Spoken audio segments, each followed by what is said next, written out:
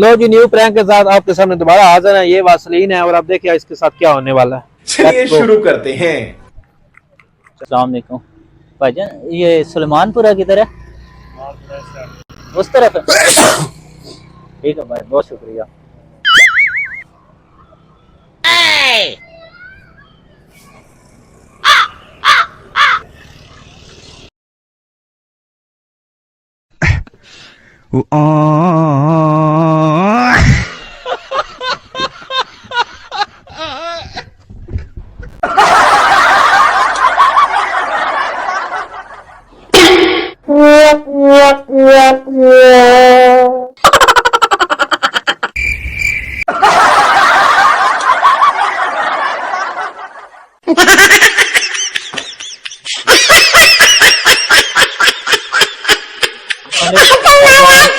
माजरत ने नाल प्रैंक कर रहे सी, स्नीजिंग नहीं सी है, वैसे वैसलीन लगाई है।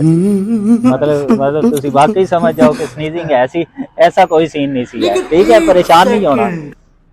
बहुत शुक्रिया।